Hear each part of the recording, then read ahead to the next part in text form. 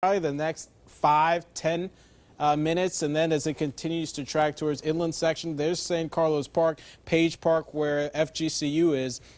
And areas to the north could certainly start to see some of the heavier downpours that could produce like wind gusts of 50 to 60, and that's what we've had reported thus far. So that's what this storm has the history of producing, and it's certainly something that we could see for you folks who may be anywhere from Fort Myers Beach. We're talking about anywhere out there towards Fort Myers Beach, stretching out towards the coast, Vanderbilt Beach, out down towards Naples. If you live out there towards Golden Gate Estates, you probably have about a half hour or so. But let's take a look at some of the exact timings now, or estimated timings rather. 4:58. So like I mentioned, the next probably 2 minutes, or you can expect this moving through your area. San Carlos Park, there's 5:08. So you've got about 10 minutes if you live out there. So we're talking about southern sections of Lee County right now. Bonita Springs, 5:12. So about 10 to 15 minutes if you live out towards Bonita Springs. And even though you're seeing some about light to heavy rains, that's when the big squall line that you see out there, the reds, that could produce some of those damaging winds and maybe even some rotation enough for a tornado, could be moving towards your area in Bonita Springs. Once again, about 5:12. And that will once again include sections of Collier a little bit later. So the next 20 to 30 minutes if you live in Golden Gate. There's 5:22, 5:24, Marco Island, and of course Naples around the same time frame here as we head into 5:20, 5:30 this morning. So still a very active weather scenario if you live in Collier County, though conditions have been quiet for now. Certainly time to get the heads up and certainly possibly get up and be alert as conditions could turn around pretty quickly for you folks as we are continuing to track. Some have very active weather that could turn severe for you folks out there, to include not only Naples but Marco Island down to the Port of the Islands here as we head into the next hour. So it's almost 5 o'clock now, and this is a system that we've been tracking for the better hour or so, the last hour or so.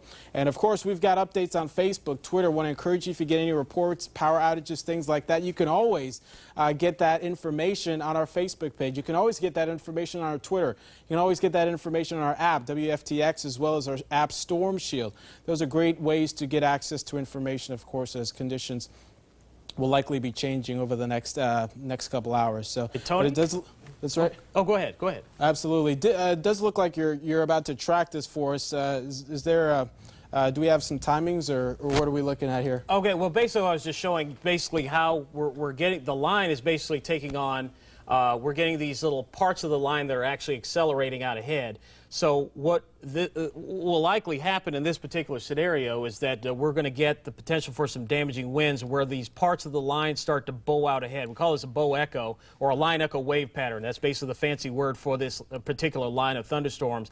And sometimes when you get these parts of the storms that are actually surging out ahead, that's where you can get some of the stronger wind gusts.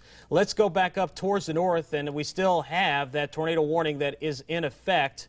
Again, for DeSoto County and extreme northern portions and north central portions of Charlotte County. And I'll put the wind shear back on so we can see where it is. This is where you see the green, and there's still the possibility there of a circulation in Charlotte County right near Highway 31. So Florida State Highway 31 is going to be crossing over there very shortly in Charlotte County, mainly just to the north of Olga.